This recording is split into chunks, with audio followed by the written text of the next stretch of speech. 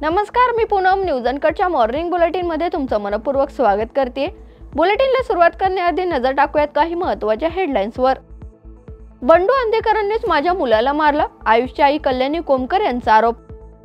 पंतप्रधान मोदींना पुणेकरांकडून मिळणार अनोख्या शुभेच्छा। सारोळा येथील पुलाअभावी नदीतून जीवघेणा प्रवास, प्रशासनाचं दुर्लक्ष। आणि नेर तालुक्यात हत्या करणाऱ्या आईसह तिच्या प्रियकराला जन्मठेपेची शिक्षा। आता पाहूयात बातम्या विस्ताराने। पुण्यातील टोळी युद्धातून झालेल्या आयुष कोमकर खून प्रकरणाने राज्यभरात खळबळ उडाली आहे। या प्रकरणातील आरोपी बंडू अंधेकर आणि त्यांच्या साथीदारांवर मकोका अंतर्गत कारवाई करण्यात आली आहे। तर बदला घ्यायचाच म्हणून बंडू अंधेकर यांनी कुटुंबियांनी माझ्या मुलाचा जीव घेतला असा आरोप आयुषच्या आईने केलाय। तर यांचा संपूर्ण घटनेचा आढावा आमच्या प्रतिनिधींनी घेतलाय, पाहूयात। गणेश विसर्जनाच्या पूर्वसंध्येला पुण्यातील नानापेठ येथे एक धक्कादायक घटना घडली। अवघ्या 18 वर्षाच्या आयुष कोमकर याची गोळ्या झाडून निर्घुण हत्या करण्यात आली। मी आता सध्या आयुषच्या घरी आहे, माझ्यासोबत आयुषची आई आहे। ताई, काय प्रकार झाला आणि कधी झाला आणि तुम्हाला कसा कळाला? 5 तारखेला 7:30 वाजता झालं हे सगळं। तेव्हा मी घरी मोदक करत होते आणि तो आयुष अर्णवला सोडायला 5 वाजता ट्युशनला गेलता। मग तिकडून डॉक्टरांकडे जायचं होतं त्याला, आणि मग तिकडून मला त्याने फोन केला की मम्मी आता मी आणतो त्याला, मग हार आणू का प्रसाद आणू? तर मी म्हटलं हार आण, प्रसाद मी करतीये, मोदक करतीये। तर तो बिचारा हार घेतला त्याने, अर्णवला घेतलं आणि खाली आला। गाडी पार्क केली, अर्णव गाडीच्या खाली उतरला, गाडी लावली आणि असं घरी यायला मागं वळालाच तेवढ्यात ती 2 मुलं बाहेरच थांबली होती, पळत आली आणि त्यांनी घशाला गोळी मारली। तर आयुष असं खाली पडता पडताच त्यांनी डोक्याला पण खूप गोळ्या मारल्या। तर तो रक्ताच्या थारोळ्यात पडला होता। बारका ओरडत होता की माझ्या भावाला वाचवा, माझ्या भावाला वाचवा। त्यांनी मला खालून आवाज पण दिले वाटतं, पण मला ऐकू नाही आलं, मी आत होते मोदक करत। तर मला बिल्डिंगमधल्यांचा फोन आला की फायरिंग झाली आहे। तर मी पटकन तशाच अवस्थेत पळत गेले। मी आणि अक्षू घरात होतो, ती पण कामावरनं आली होती। मी पटकन खाली गेले, असं त्याला बघितलं, मलाच काही सुधरेना असं झालं। तो बारका रडत होता, तर मला त्या बिचाऱ्याला उचलता पण नव्हतं येत। तो इतका रक्ताच्या थारोळ्यात पडला होता, त्याचं डोकं अख्खं रक्ताने भरलं होतं। तरी आमची अक्षू होती म्हणून तिने पोलिसांना फोन केला, ॲम्ब्युलन्सला फोन केला, पण लवकर कोणीही आमच्या मदतीला आलं नाही। तसंच अर्धा पाऊण तास तरी पाऊण 1 तास तो असाच पडला होता आणि सगळी लोक पण होती, पण नाही। त्या आमच्या बिल्डिंगमधल्या त्या काकू पण नवरंग मित्र मंडळांच्या मुलांना बोलवत होते, पण कोणी आमच्या मदतीला आलं नाही। म्हणजे आमचा हे पूर्णपणे फायदा घेतल्यागतच झालं। आमच्या घरात कोणी नाही याचा खूप मोठा फायदा हा घेतलाय। त्यामुळे मी म्हणते आता अंधेकरांना खरंच सोडू नका, हे त्यांनीच केलंय। ती मुलं फरार झालेली त्यांच्याबरोबरच सापडली तान्नांबरोबर, आणि शिवाय ती मुलं एवढी धाडस की मास्क न घालता ते बिल्डिंगमध्ये कसे आले, चौकात पोलिस असताना। मला ते खूप मनाला हे झालं, परत नाही का हे सगळं ठरवून केल्यागत असं काहीतरी वाटलं। पंतप्रधान नरेंद्र मोदी यांच्या 75व्या वाढदिवसाच्या पूर्वसंध्येला 16 सप्टेंबरला रात्री 8 वाजता पुण्यात एक भव्य ड्रोन लाईट शोचं आयोजन होणार आहे। केंद्रीय मंत्री मुरलीधर मोहोळ यांच्या संकल्पनेतून साकारलेला हा उपक्रम SP कॉलेज मैदानावर होणार आहे। तर अयोध्या आणि वाराणसी नंतर महाराष्ट्रात प्रथमच असा ड्रोन शो पुण्यात आयोजित करण्यात आलाय। तर या शो मधून महाराष्ट्राच्या मानबिंदूंना आणि विकसित भारताच्या संकल्पनांना उद्गार केला जाणार आहे। तर एकाच वेळी 1200 ड्रोन्स पुण्याच्या आकाशात अवतरणार आहेत आणि 3-4 किलोमीटर परिसरात हा अनोखा शो अनुभवता येणार आहे। आणि याच्याही सोबत एक महत्त्वाचा खूप चांगला कार्यक्रम, ज्याचं एक आकर्षण निश्चितपणे खूप मोठं राहील की माननीय मोदीजींच्या नेतृत्वाखालील मागच्या 11 वर्षाच्या जो काही या देशाला वैश्विक स्तरावरती असेल एक खूप महत्त्वाचं स्थान प्राप्त करून देण्यामध्ये आपण यशस्वी झालो। या देशभरातील सर्वसामान्य माणसाच्या कल्याणासाठीच्या योजनापासून ते आंतरराष्ट्रीय स्तरावरती, जागतिक स्तरावरती एक चौथी अर्थव्यवस्था म्हणून आज आपण भारत आपण त्या ठिकाणी पोहोचलो, या सगळ्याचा विचार करता आणि भविष्याचा विचार 2047ला माननीय मोदीजींनी जो विकसित भारताचा संकल्प केलाय, हा सगळा विचार करून एक 11 वर्षाचा कामाची एक रूपरेषा असेल किंवा त्याचा एक आलेख असेल आणि विकसित भारताचा संकल्प म्हणून याच्यावरती आधारित एक 40 मिनिटाचा ड्रोन लाईट शो सप महाविद्यालयाच्या मैदानावरती आपण आयोजित करतोय.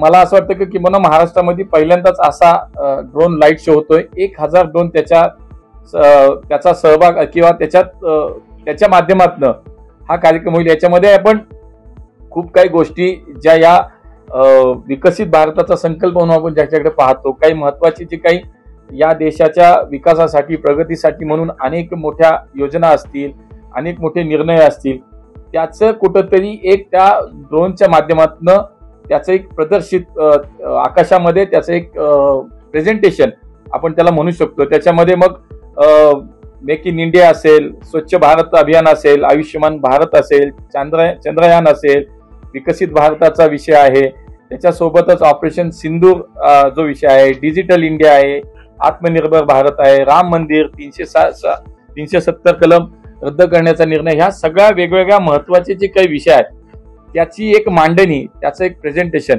या ड्रोनच्या माध्यमातून. जिल्हा विधी सेवा प्राधिकरण आणि वाहतूक विभाग पुणे यांच्या संयुक्त विद्यमाने आयोजित राष्ट्रीय लोक अदालतीत नागरिकांना उत्स्फूर्त प्रतिसाद दिलाय. तेरोडा येथील वाहतूक विभाग कार्यालयात हजारो नागरिकांनी हजेरी लावली आहे.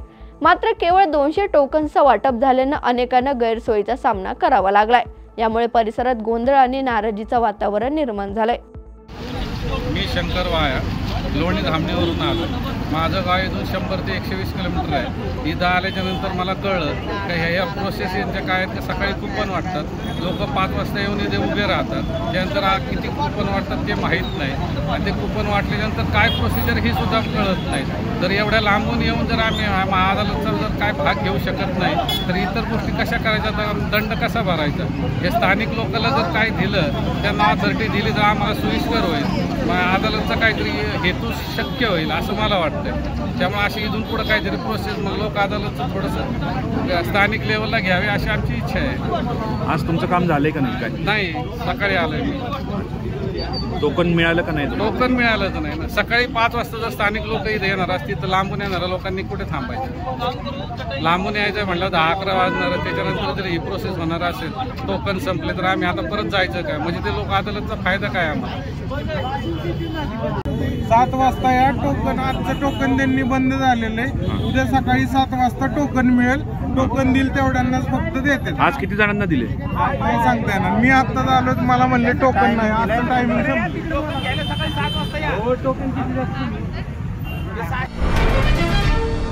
शहरातील MGM महाविद्यालय परिसरात जाणाऱ्या तरुणींची एका रोड रोमिओने स्पोर्ट बाईकवरून कर्णकर्कश आवाजात छेड काढली होती. आरोपी शेख सलीम याने या घटनेचा व्हिडिओ स्वतःच्या इंस्टाग्राम अकाउंटवर व्हायरल केलाय. तर सिडको पोलिसांना ही बाब लक्षात येताच त्यांनी आरोपी विरुद्ध गुन्हा दाखल करून त्यांना अटक केली आहे. तर पोलिसांनी आरोपीकडून माफी मागण्यास भाग पाडले आणि ज्या ठिकाणी त्यांनी मुलींची छेड काढली तेथेच त्यांची धिंड काढण्यात आली आहे. मेरा नाम समीर शेख है. मैं सोशल मीडिया इन्फ्लुएंसर हूँ. इंस्टाग्राम पर मैं रील्स बनाता हूँ. मेरा कंटेंट स्पोर्ट्स बाइक का रहता. मैं एक इस रील बना रहा था MGM कॉलेज के अंदर. वहाँ पर मैं गाड़ी को रेव किया, उससे 2 लड़की डर गई.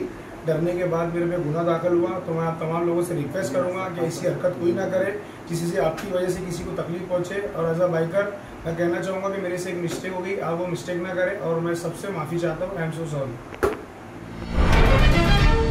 भंडारा गोंदिया लोकसभा क्षेत्राचे खासदार डॉक्टर प्रशांत पडोळे यांनी सरकारवर गंभीर आरोप करत म्हटलंय की भंडारा गोंदिया हा नक्षलग्रस्त भाग असून जीव धोक्यात घालून आपण सातत्याने जनतेच्या सेवेत कार्यरत असल्याचं त्यांनी म्हटलंय. तर सुरक्षेची मागणी करूनही सरकारकडून कोणती सुरक्षा पुरवण्यात आली नसल्याचा दावाही त्यांनी केलाय. तर सरकार आपल्या आमदार खासदारांना अनावश्यक सुरक्षा देत असताना विरोधी पक्षाच्या लोकप्रतिनिधींच्या सुरक्षितेकडे दुर्लक्ष करतायत.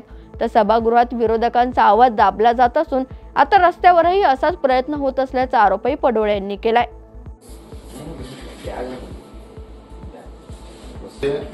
2 सिक्युरिटी गार्ड ऑलरेडी असणार. की मेन्शन करायला पाहिजे अजून की आम्ही याच्यामध्ये अजून एक गोळा टाकायला पाहिजे की वारंवार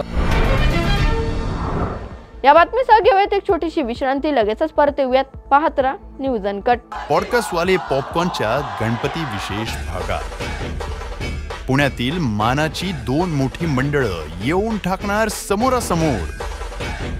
तर अनुभवा हा थरा. तसं नाही येऊ काही की सगळे गणेशाची आराधना करतात, सगळे खूप छान एन्जॉय करतात, खेळमेळचं वातावरण जसं आम्ही करतो.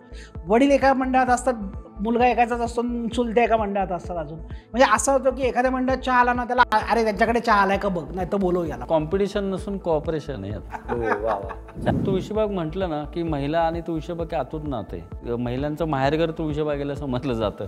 आणि वर्गणीबद्दल काय थोडंसं काहीतरी वेगळं वातावरण केलं जातं की वर्गणी हे काय आहे, तर वर्गणी हे लोकांना कनेक्ट आणि फीडबॅक घेण्याचं माध्यम आहे. काय माहिती का, जगामध्ये तुम्ही सगळं काय करू शकता, पण समोरच्या खिशातनं 1 रुपया काढणं हे किती अवघड असतं. आणि ती कला आम्ही त्यावेळेस शिकलो.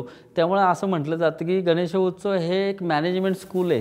गणेशोत्सवाचा कायम प्रश्न होतो की अरे गणेशोत्सवातनं राजकीय कार्यकर्ते असे घडले जातात की जो 10 वर्ष रस्त्यावर उतरून काम करतो, जो प्रशासनाबरोबर विषय मांडू शकतो, जो जनतेचे विषय सॉल्व्ह करू शकतो, असाच तर लोकप्रतिनिधी आपल्याला पाहिजे ना. या पाण्यात आम्ही विसर्जित करू का हो की जिथं आज आपण आपल्या नदीचं पाणी पिऊन दाखवतो का. मला चॅलेंज आहे की आता आपल्यापैकी कोणी पाणी, मग या पाण्यात आपल्या गणपतीला विसर्जित करायचं का.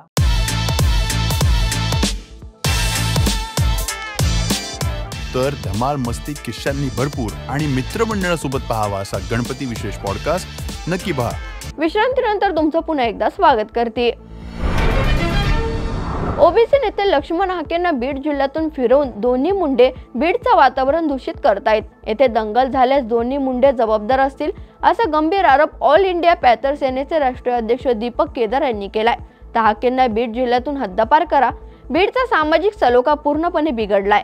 ओबीसी महाएल्गार फक्त बीड जिल्ह्यातच का असा सवाल देखील दीपक केदार यांनी उपस्थित केलाय.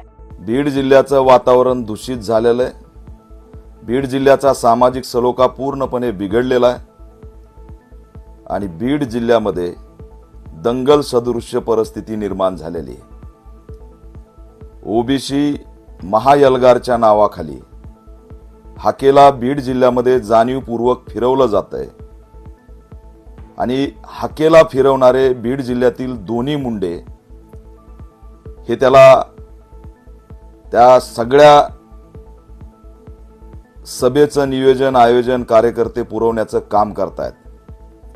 या दोन्ही मुंडे यांनी बीड जिल्ह्याचा सामाजिक सलोखा पूर्णपणे बिघडून टाकलेला आहे आणि प्रत्येक सभेच्या आधी बॅनरचा इश्यू क्रिएट करायचा, मग त्या आडून मोठा स्टंट करायचा, कायदा व सुव्यवस्था पोलिसांना वेटीस धरायचं.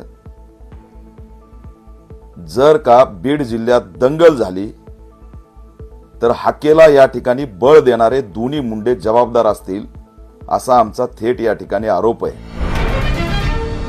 कन्नड तालुक्यातील सारोळा येथील अंजना नदी पात्रातील पूल गेल्या अनेक वर्षांपासून वाहून गेला असूनही ग्रामपंचायतीने संबंधित विभाग, नेते व मंत्र्यांना अनेक निवेदन दिली आहेत आणि पाठपुरावा केला तरी पुलाचं काम अद्यापही मंजूर झालं नाहीये. ते गेले 2 महिन्यांपासून नदीला पूर आल्याचं ग्रामस्थ, शेतकरी व विद्यार्थ्यांना नदी ओलांडताना जीवघेणा प्रवास करावा लागलाय. तर नेते व मंत्री पुलाची पाहणी करून आश्वासनं देतात पण कृती होत नाहीये असा आरोप ग्रामस्थ करतायत. तर पुलाचं काम तात्काळ मंजूर करा, अन्यथा नदी काठावर आमरण उपोषण करू असा इशाराही त्यांनी दिलाय.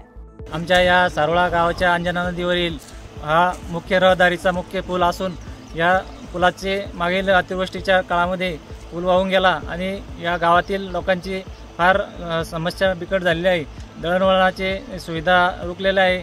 शेतकऱ्यांना जाण्या येण्यासाठी त्रास होतो. शाळेला विद्यार्थ्यांना शाळेत यायला त्रास होतो. 8-8 दिवस ते गैरहजर राहतात.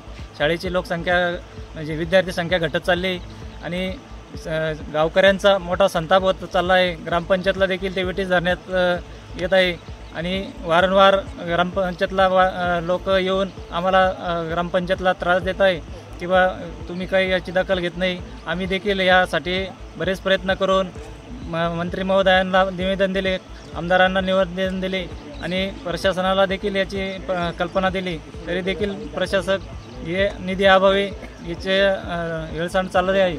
या गावात बरंचसं असं आर्थिक नुकसान होत आहे आणि विद्यार्थ्यांचं देखील शाळेचं नुकसान होत आहे. राज्याचे कृषी मंत्री दत्ता भरणे यांनी नागपूरमध्ये अतिवृष्टीमुळे झालेल्या नुकसानीबाबत बोगस बियाण्यांवर कारवाई आणि आरक्षणाच्या मुद्द्यावर सरकारची भूमिका स्पष्ट केली आहे. तर ओबीसी आणि मराठा समाजाला न्याय देण्याचं सरकारचं धोरण असून कोणावरही अन्याय होणार नाही अशी हमी त्यांनी दिली आहे. तसेच सुमारे 39 लाख हेक्टर क्षेत्रावरील पिकांचे पंचनामे करण्याचे आदेश देण्यात आले असून नुकसानग्रस्त शेतकऱ्यांना सरकारकडून भरपाई मिळेल असंही त्यांनी जाहीर केलंय. तर बोगस बियाणे पुरवणाऱ्यांवर कठोर कारवाई होईल असंही ते म्हटले. तसेच शेतकऱ्यांच्या हितासाठी नितीन गडकरी यांच्या इथेनॉल धोरणाचं समर्थनही केलंय. आपल्या सर्वांना माहिती आहे की ऑगस्ट महिन्यामध्ये आणि आता सप्टेंबर महिन्यामध्ये जे अतिवृष्टी साधारणतः आपल्या 29 जिल्ह्यामध्ये खूप मोठ्या प्रमाणामध्ये अतिवृष्टी झालेली आहे आणि त्याच्यामुळे साधारणतः प्राथमिक अंदाजानुसार आणि काल पण मला वाटतं सोलापूर जिल्ह्यामध्ये किंवा इतर जिल्ह्यामध्ये खूप मोठ्या प्रमाणामध्ये पाऊस आज झालेला आहे. कालच्या आकडेनुसार साधारणतः 38,87,000 जवळजवळ 39 लाख एकर क्षेत्रावर शेतकऱ्यांच्या पिकाचं खूप मोठ्या प्रमाणामध्ये नुकसान हे संपूर्ण राज्यामध्ये झालेलं आहे. आणि शेवटी हे निसर्गाचं संकट आहे, त्यामुळे संकटाला तर सगळ्याला आपल्या शेतकऱ्यांना सामोरं गेलंच पाहिजे. प्रत्येक शेतकऱ्यांना जे नुकसान झालेलं आहे या अतिवृष्टीमुळं त्या सर्व शेतकऱ्यांच्या पिकांचे पंचनामे हे करण्याचे आदेश राज्याचे मुख्यमंत्री, दोन्ही उपमुख्यमंत्री, महसूल मंत्री आम्ही सर्वांनी निश्चित प्रकारे दिलेले आहे. त्यामुळं पंचनाम्याचं काम हे खूप मोठ्या प्रमाणामध्ये महसूल आणि कृषी विभागाच्या माध्यमातून सुरू आहे. या बातमीसह घेऊयात एक छोटीशी विश्रांती. लगेचच परत येऊयात. पाहत राहा न्यूज अनकट. या पावसाळ्यात परफेक्ट मेमरीज क्रिएट करा अंधारबन फार्म्स अँड रिसॉर्ट्सच्या अमेझिंग पॅकेजेससह. Deluxe rooms, comfortable stay, tasty breakfast, high tea snacks आणि डिनर फक्त 1500 पर पर्सन. कपल्ससाठी खास deck rooms, perfect nature view सह रिलॅक्स करा फक्त 3300 मध्ये. ॲडव्हेंचर्स प्रेमींसाठी आहे स्टे आणि अंधारबन ट्रेक फक्त 1700 पर पर्सन. अधिक माहितीसाठी आजच संपर्क करा आणि इन्स्टा पेजला फॉलो करा. विश्रांतीनंतर तुमचं पुन्हा एकदा स्वागत करते. पाहूयात उर्वरित बातम्यांचा आढावा. नेर तालुक्यातील मोजर येथे मुलाची हत्या करणाऱ्या आई शोभा दमडू चव्हाण आणि तिच्या प्रियकराला नरेंद्र ज्ञानेश्वर ढिंगाळे यांना अतिरिक्त सत्र न्यायालयाने जन्मठेपेची शिक्षा सुनावली आहे. 3 ऑगस्ट 2020 रोजी कमल चव्हाण यांची राहत्या घरी लोखंडी सराट्याने हत्या करून मृतदेह स्मशानभूमी टाकल्याची घटना घडली होती. तक्रारीनंतर पोलिसांनी अनोळखी व्यक्तीविरोधात खुनाचा गुन्हा नोंदवलाय. परंतु 5 दिवसांच्या तपासात प्रत्यक्षदर्शी पंकज कावरे यांच्या कबुलीवरून शोभा आणि नरेंद्र यांना 10 ऑगस्टला अटक झाली आहे. तर दोघांनी संगनमताने हत्या केल्याचं कबूल केलंय. चोरखळी येथील महाकाली कला केंद्र सततच्या वादामुळे चर्चेत आहे. गुरुवारी रात्री वेळेचं नियोजन धाब्यावर बसून डीजेच्या तालांवर धांगडधिंगा सुरू असताना एका जागरूक नागरिकाने पोलीस हेल्पलाईन 112 वर तक्रार नोंदवली. ते येरमाळा पोलीस स्टेशनची गाडी घटनास्थळी दाखल झाली. परंतु कर्मचारी, पालके व सहकाऱ्यांनी उघड्या नियमभंगाकडे दुर्लक्ष करत कोणतीही कारवाई न करता केवळ औपचारिक फेरी मारून माघारी फिरल्याने पोलिसांच्या कार्यपद्धतीवर प्रश्नचिन्ह निर्माण झाले. तर याच घटनेचा व्हिडिओ सध्या सोशल मीडियावर व्हायरल होत असून नागरिकांमध्ये नाराजी पसरली आहे. आम्हाला तुम्ही मग वाराच्या नंतर एकच्या नंतर पण ठेवा ना. तुम्ही एकच्या नंतर पण ठेवा. आम्ही कशाला येतो इथं? आम्ही नागरिक आहोत, सामान्य नागरिक. काय बंद मध्ये चालू आहे सगळं? सांगितले की एसपी साहेबाला राहणार व्हिडिओ पाठवलेत मी. पाठवलेत मी पाठवलेत पण पाठवा. मी व्हिडिओ काढलेला पण पाठवतो. तुम्ही बंद करत ना? हे बंद करणार नाही. चालू आहे बंद करणार नाही. आता बंद करणार नाही. बंद आहे. बंद आहे मध्ये चालू आहे. बंद आहे. मध्ये चालू आहे. बंद आहे. मध्ये चालू आहे मला होती. चला माझ्यासोबत तुम्हाला दाखवतो. तुम्हाला मध्ये घेतलं नाही, बंद झालं म्हणून तुम्हाला मी आम्ही दाखवू का तुम्हाला मध्ये? आम्ही मधूनच बाहेर आलो की. ऐकलं ना? तुम्हाला मध्ये घेतलं नाही म्हणून आम्हाला मध्ये घेतलं नाही ना. आम्ही मधून बाहेर आलो. तुम्ही आम्हाला सांगू आम्ही भांडण करू. तुम्ही आम्हाला सांगू नका. त्यांनी सांगितलं साहेबाला पैसे संधी पोहोचाय. काय म्हणलो? आम्ही संधी पैसे देतो म्हणले. काय म्हणलो? गाड्या आहेत म्हणतो ना तू. गाड्या नाही, थिएटर चालू अख्खं मध्ये. थिएटर बंद आहे. मध्ये थिएटर बाहेर चालू आवाज आहे. येतोय थिएटर. तुम्ही हप्ते घेता का? तुम्ही हप्ते घेता का? तुम्ही हप्ते घेता का यांचे? फालतू बोल नको. मग काय करता? मारता फालतू बोल का? नको. मारता का? हप्ते घेतोय. काय करता? मारता का? मग का बरं बंद करा तुम्ही थिएटर? थिएटर बंद आहे. चालू आहे. फालतू बोल नको. चालू आहे थिएटर. मी फालतू बोलू नाही. मी बोल नको फालतू. मी बोलू नाही तुम्हाला. चालू आहे थिएटर. गाडीच्या खाली उतरत तयार नाही तुमची. आम्ही जाऊन आलो रे. अहो थिएटर पुढे जाऊन आला तुम्ही. गाडीच्या खाली उतरलो ना तुम्ही. तुम्ही हप्ते घेता म्हणून सांगा की सर. तुला घेतलं नाही मध्ये म्हणून तू ओरडू नको. नाही नाही आम्हाला काय संपलेलं आम्हाला आहे. काय मध्ये घेतलेलं नाही. आम्हाला काय धंदवलं का मध्ये गेले हप्ते घेता म्हणून सांगा की सर. कशाला बाकीचं बोलायला लागला? तुम्ही हप्ते तुम्ही घ्यायला सांगा की हप्ते पैसे सांगा. कमवा तुम्ही. नाही रे बाबा. तुम्ही तुम्ही सांगा पैसे कमवा. तुम्ही पैसे कमवा पैसे. या बातमीसह मॉर्निंग बुलेटिन मध्ये इथेच थांबूयात. पाहत राहा न्यूज अनकट.